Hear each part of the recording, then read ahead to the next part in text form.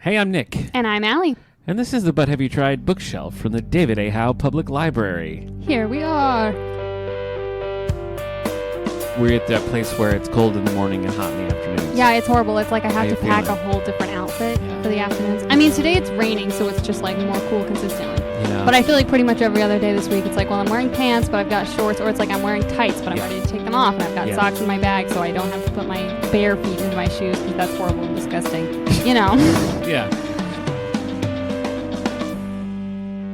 Here's my problem, and I recognize this isn't interesting to people, but I have a lot of shirts that I like wearing with something, but they're not a shirt that I would wear just by itself. No, so I then understand I get to that. this point where it's like, it's too hot, but I'm like, but if I take my jacket or like my outer shirt Then or whatever, you look silly with then just I the look shirt. silly, Yeah, you know? I know. So I feel that way a little bit about this shirt. It's like, I don't know. I It like depends it. which pants I wear it's it got with. a safari vibe. Oh, I like the shirt, Yeah. but I feel like it like doesn't always tuck well with certain pants. Oh, yeah. So if it's like I've got a sweater covering the tuck, it's fine.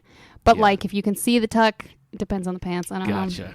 And I refuse to wear jeans, so Yeah, you really don't like the jeans. they hurt my stomach. Yeah. And I just can't get past that. Yeah. Well, I like how they look, yeah. but yeah. All right, I like how my stomach feels you better. get jeggings. Is that still a thing? I don't know. I'm sure you can find them at a find them thrift shop. somewhere. That was like sweeping the nation briefly. I did have one pair of jeggings once, and they were comfortable. Okay, so So there you go. It maybe- can be done. Maybe I have to do It it. can be done. I'm stressed out. I don't know what to tell you. Yeah, I'm me just, too, dude. Lately, I'm just like, I don't even know. But I'm tired. I'm exhausted. I just want to put my head down, but I got work to do, Yeah. you know? Yeah. So we can't talk about any of that on this podcast. We just have to lock in and be fun. Are you Just ready? fun and happy all Yeah. the time. So go ahead and start. With fun and happiness? you got okay. it. Yeah, I've got it. Do Okay. we want to talk about what first? Let's talk about movies. Let's talk about movies. I watched Indiana Jones and the Last Crusade Whoa. as a rewatch with my family. Yes. Okay. My brother Wes was like, I want to see an Indiana Jones movie. I've never seen one. And we were talking about which one, and I was like, let's do The Last Crusade, because that's the best one. It's multi-generational. It's Yeah. fun. Yeah. I know a lot of people say that Raiders of the Lost Ark is the best, and it's good, but I just don't understand how you could not see that The Last Crusade is the best one. Yeah. It just is. Yeah. I sort of feel like it's kind of similar to Star Wars in that everybody's like Empire Strikes Back is the best, and maybe technically it's the best movie. But Return of the Jedi is just so much fun. And I sort of feel like a little of that is true with Indiana Jones, the initial trilogy, because I think Raiders, because every concept in it is new, has something special about it that I feel like that maybe is the best one. But as a sentimental favorite, I'd be hard-pressed to put something above The Last Crusade. Well, and I also wonder if, like, it feels different watching them now than it would, like, when they were coming out. Because it's like, you know, whatever. There's been, like, Indiana Jones type characters and styling and stuff for who knows how long. But, like, I feel like Raiders of the Lost Ark, that character kind of introduced a new genre, you know what I mean, of spin-offs. And it's like when you're familiar with the genre and the spin-offs, I feel like it feels different to rewatch those first movies than if you weren't. You know what I mean? So I feel like if I'd never seen anything inspired by Indiana Jones, I might feel like Raiders, that might make it rank higher for me. Yeah. But because I have, I feel like The Last Crusade kind of brings something that I'm like. Yeah. So it was a fun rewatch. Yeah, and you know, it's interesting too because I think at the time seeing Sean Connery, who plays know, senior, playing a dad role, I think that was kind of the first time something like that had happened, because Never Say Never Again, which was like an 80s Bond movie where he came back and it was a big thing, was 1983. So he played James Bond in 1983 and Indiana Jones' dad in 1989. So just 6 years between the two. So I think seeing him like bald and an old man, I think just that alone would have been like, that's Sean Connery. But Yeah, that's fair. It holds up a lot. Did your brother like it? I think so. Okay. He didn't tell me that he didn't, and I'm sure he would have if he Gotcha. had not liked it. Okay. So I don't know if it was All like right. his favorite ever, but he didn't like list a whole laundry list of complaints. So Is this your second time watching this then? yes. Only your second. Wow. Yeah. Okay. I know we're talking movies, but I also I finished the second Tiffany Aching book, Oh, nice. Hatful of Sky. Yeah, that sounds right. So we've both done a little, because I told you Indiana Jones and you told me Tiffany Aching. I know. So just by coincidence. We're calling it back. Look at this Previous podcast, Changing episodes. Lives. What did you think of Hatful of Sky? I didn't like it as much as the first book. Okay. What did you think of That's it? the one that has Petulia for the first time, though, right? Because I love her. I think she's so fun. I guess I felt like Hatful of Sky did a lot of... No, the first one. What's it called? What's the first one? We Free Men. Yeah. Did a lot of world building, and then it was kind of set up. And Hatful of Sky, because she like goes and she's like an apprentice with this witch, and then Petulia and all of that. I feel like there's more world building in the second one, and I wanted a more straightforward story because I feel like we've established the world.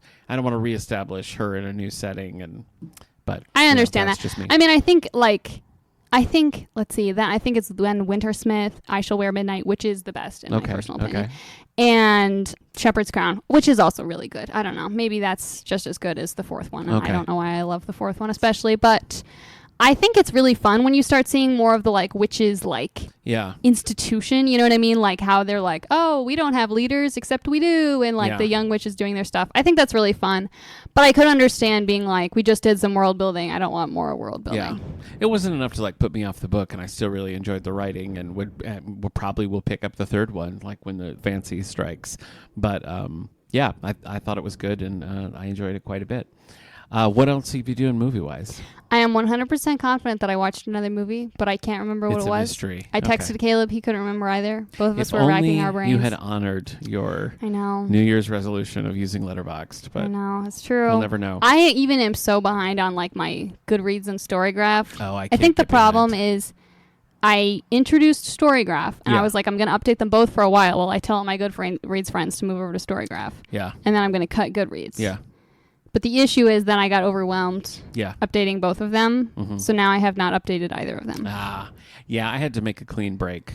Like my Goodreads is still active because there's some functionality that I still prefer in that. So if I'm looking at older stuff that I've read, it's helpful to have that. But no, I just had to pick a day where I was like, we're done. I will not, I know. And it really is, there are things about Goodreads that I miss, but I just like Storygraph is independently owned and its purpose is very different. It's not a shill for Amazon, which over the years Goodreads became more and more of. Like, and I feel like it's a lot easier also to like get a sense of what books are like because they have all their, graphs, obviously. Yeah. And like, oh, like is this fast paced or slow paced, and like how's the character development and all that stuff built in, which I think is really cool. So I don't know. I just need to go back, get up to date with Storygraph, tell all my Goodreads friends to move over or be losers. That's what every time I did a status update, I would be like, I'm not going to be doing this anymore. I'm going to Storygraph like every time. Yeah, that's smart. And I did get a lot of people to come with me. So good for you. Trendsetter. Little, Storygraph evangelist. Yeah, exactly. That's exactly what I am. So you don't know. It's a mystery to I don't know. If I find out, I'll tell you. We've been kind of cutting out all of the streaming things, like as subscriptions have lagged and stuff. So I've been really focusing on Canopy, which is the library app that anybody has access to with their library card. You make an account. For free. Sign in with your library card. It's free. You never have movies, to, put in your credit card information or do a free trial. It's just forever. It is just free and forever. They have a new anime section, which you may enjoy. Lots of BBC shows, lots of movies, lots of documentaries. So I watched a couple things on there. One is called Brian Wilson, Long Promised Road, and it's a documentary that follows Brian Wilson and a Rolling Stone journalist that he had sort of cultivated a relationship with over the last 20 years or so of his life. Brian Wilson, founding member of the Beach Boys, wrote most of their songs. Okay. And so I do know who the Beach Boys are. Okay, and a long, well-documented history with mental illness, Brian Wilson, and so this was kind of looking at that, and it was just very well done, and I feel like because Brian had such a rapport with this journalist, and they had become friends over the years, that you got a lot more like emotion and feeling out of him than you tended to in other interviews and things. So yeah, it was a good watch. I started it and was just going to watch a little bit of it, and I just watched the whole thing, so that was a good time. I also watched one called Presence, which has Lucy Liu in it, and it is it's kind of a Halloween pick, really. It is a ghost story, and you see it. Everything you see is from the viewpoint of this presence.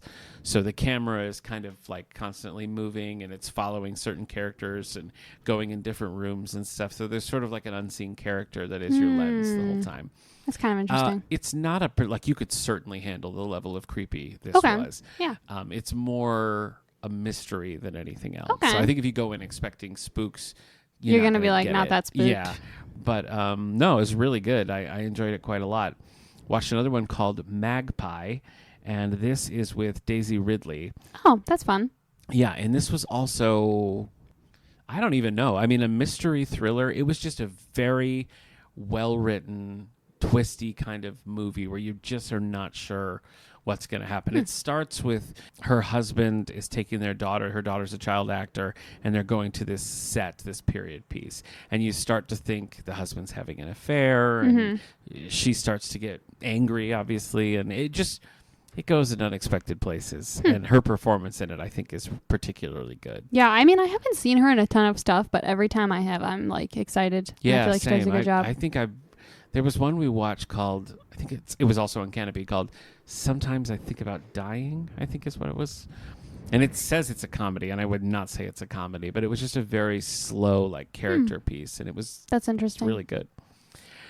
And then I watched a couple of classics. Signs, which is M. Night Shyamalan. Have you ever seen Signs? Joaquin Phoenix. It's very good. Good to know. We might have to throw that on the Halloween hat if you've never seen it, because... that I hadn't seen it in, I don't know, at least 15 years, but it definitely held up. And finally, I watched The Graduate with Anne Bancroft and Dustin Hoffman. I'd never seen it before. Yeah, I've always kind of intended to see that.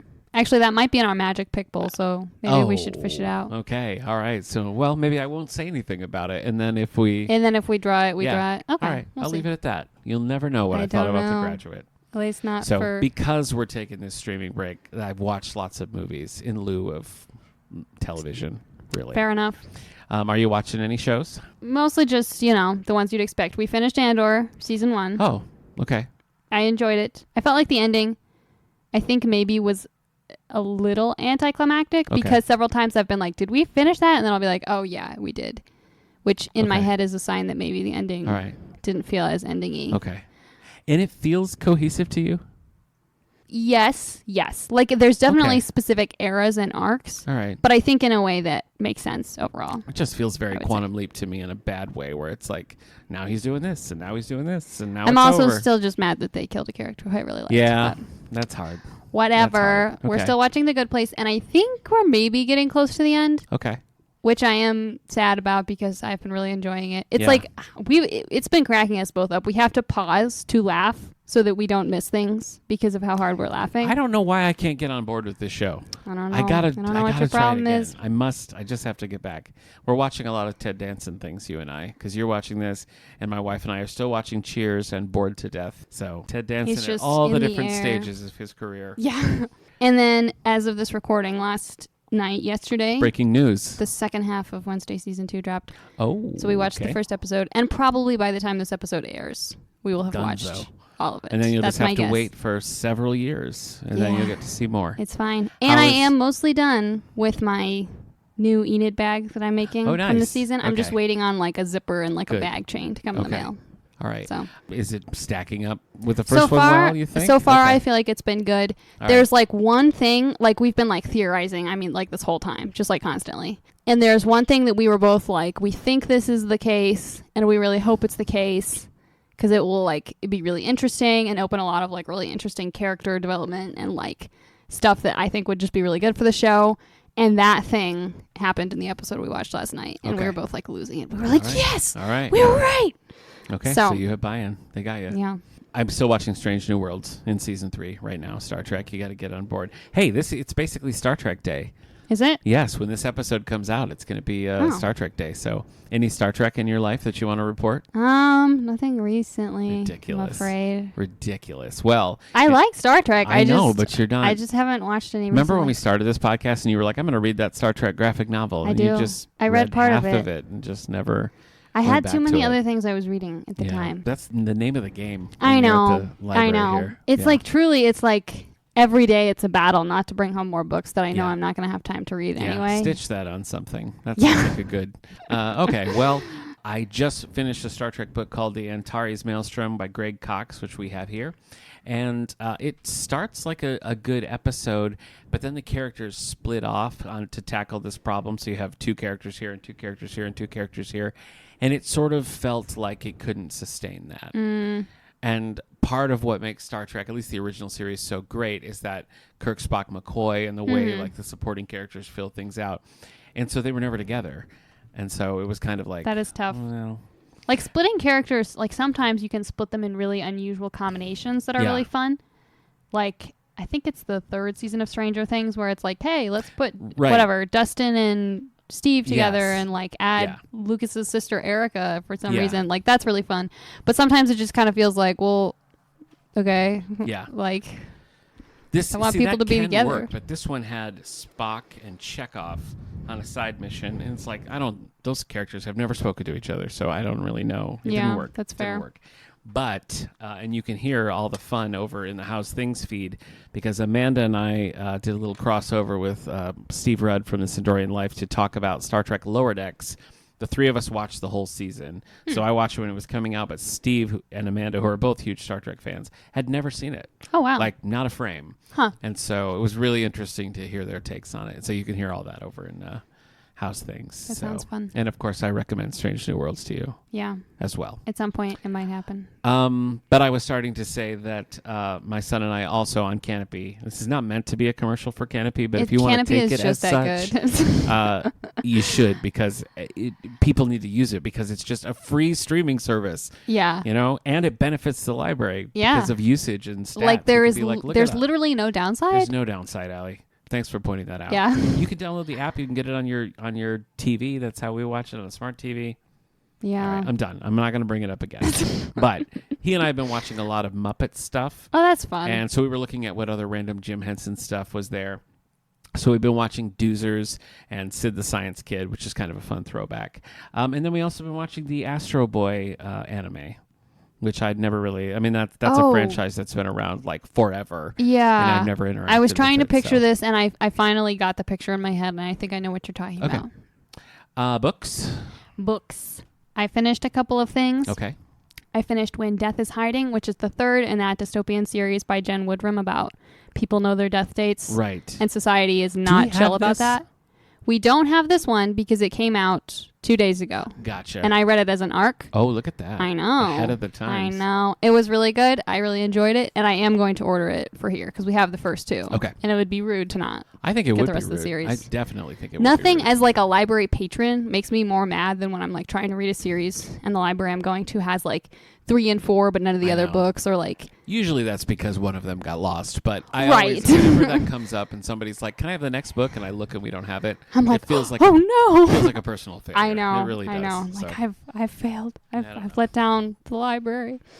Yeah. But so I read that and it was great. I reread Going Postal. My dad and brother and I took a little trip to This visit my grandparents a Terry couple Pratchett? weeks ago. Yes. Okay. And I was like, it'd be fun to have an audiobook for the road. Okay. And I was like, Terry Pratchett, it would be great. And so I was trying to find one that like would work for all 3 of us. And I was like, well, I don't think I can. But I had read this one before. I thought they would like it. And I was like, I wouldn't mind re-listening to it. And it's not like in the middle of a sub-series. Yeah. And we all really enjoyed it. And Terry Pratchett is great. I mean, no notes.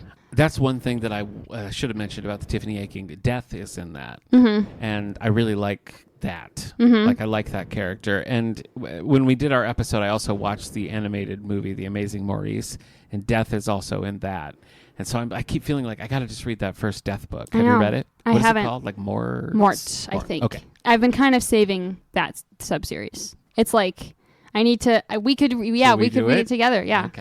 All right. We just need to pick a time. I always love a good I'm so friend ready. read, so. Yeah, me too. All right. So I already mentioned Half Full of Sky. You know what? You know how I loved The Acolyte, and I'm the only one on God's green earth who did? I loved parts of The I Acolyte. know you did. There's a book that came out called The Wayseeker, and it's by Justina Ireland, who Eric and I actually interviewed on the All the Book Show back in 2020, which was a great year. So you could go and listen to that. Is she the one who wrote those like Civil War Yes. era zombie books? Yes. Those seem cool, but zombies freak me out. So Yeah, it's Eric like I read want to those. read them, but I Yeah. really think I probably shouldn't. Deathless Divide, and I can't remember what the Dread other one was. Nation? But Dread Nation, yes. Yeah. Yeah, she did write those, and she's written a lot of Star Wars. Even before High Republic, she wrote the Lando book and a bunch of stuff. We interviewed her, and she was great. That was one of the most fun interviews we did. She loves the Ewoks, so we bonded about that a lot. That's fun. I've read a couple of things by her, and I just don't gel with it, which makes me sad. That is sad. Because I really gelled with her as a person. That is But, disappointing. I read this Wayseeker book, and I think the thing is, it was sort of like a wolf in sheep's clothing situation. Okay. It is promoted like it is an Acolyte book, and it does have Acolyte characters in it. Okay. In Dara, who is Carrie Ann Moss's character. Yeah. is a Padawan, or not a Padawan. She's a young Jedi Knight in this. And then Vernestra with the green bald, who was a big character in the High Republic, was like the main character. Okay. So this was actually just a High Republic book that they put like Acolyte branding on. Okay. And I'm mad about that. And I was Well, that's looking at the Storygraph reviews, and pretty much that is the consensus. It's like, this is a High Republic book. This is, and even Vernestra, who was not a huge part of Acolyte, but was there enough that I got a feel for her. I don't think that either of the characters felt true to the series. And I have read some of Justina Ireland's High Republic stuff with Vernestra in it, and it did feel right with that, but I don't like that, you know? Yeah. So, and there's one more Acolyte book come out that's a YA that follows the character of Yord. And I don't remember who that is. I do want to see that. He was one of the two. There was like Jecki and Yord, who were like the younger ones who were with Saul. Yeah. Yeah. Yeah. So it follows the two of them. And so I'm really Well, excited that's about fun. that. And I thought Jecki was cool. I thought she was great. Yeah, and that's Daphne Keane, who also plays X-23 in the Wolverine movies. I guess just Logan and Deadpool. So anyway, all that to say, I did not jive with this book. That's unfortunate. See, I don't understand why people do that, because sometimes there's something that's exactly like that, where they're like, yeah, this is a whatever thing, and then you read it and it's like, it has just like the barest connection to that thing. Yeah. And it's like actually something else. And it's like, I get that associating it with something that's like a big deal, in theory, would drum up more of an audience. But then you're just going to make your audience mad and upset and disappointed. Right. So I feel like in the long run, you're just shooting yourself in the foot. Can I tell you why? Sure. Capitalism. Yeah. The answer is always capitalism, because you don't actually care if people like it. You only care if they buy it. You care if they buy it, and then if they don't like it, well, they already bought it. So well, I'm disappointed by this conversation. But that's true. I mean, other authors we've interviewed have complained about this as well. Years ago, Eric and I interviewed an author named David Dvorkin, who wrote Star Trek books, and the whole gist of this book, a really crucial thing, was that Picard and this character Sejanus looked very similar. Okay. And on the cover of the book, they don't look anything alike. And the whole premise of the book revolves around the similarities of these two characters. So he was so mad, and they were like, and that was it. You know, or even Dylan Newton, when we've had Dylan on the show, you know, she was talking about, she wanted like the spooky house and everything on her book, and they were like, no, that won't sell. It was like balloons. So they changed the title, and they put balloons and made it seem more like romancy. So, yeah. That's too bad. Yeah. It's capitalism, kids. Stupid money. Now I'm in a bad mood. We were supposed to be fun. I know. In this episode, Allison. Okay.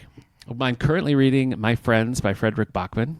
I haven't read any of Frederick Bachman's stuff, but everybody went crazy for him a few years ago. Okay. And this one, the whole list on this is like a mile long. Oh my gosh. And so I got one of those like lucky day picks where there was no line. Oh. So now it's like a race against the clock to finish it, because you only get it for 7 days.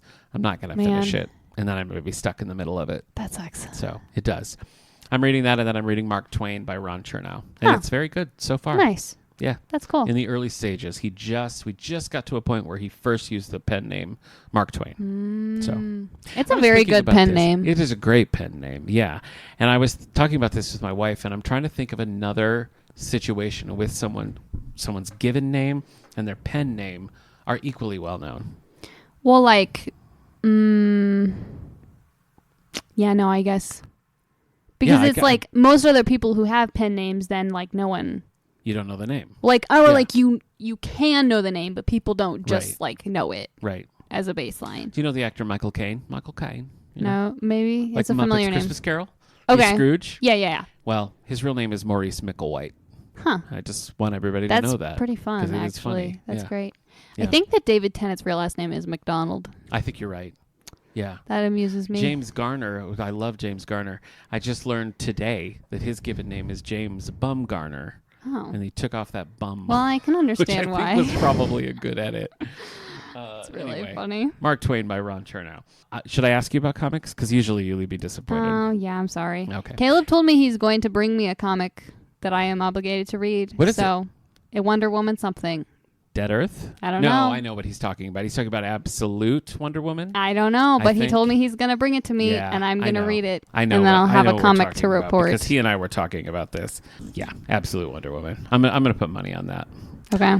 I actually was going to recommend you one. It's called Helen of Windhorn.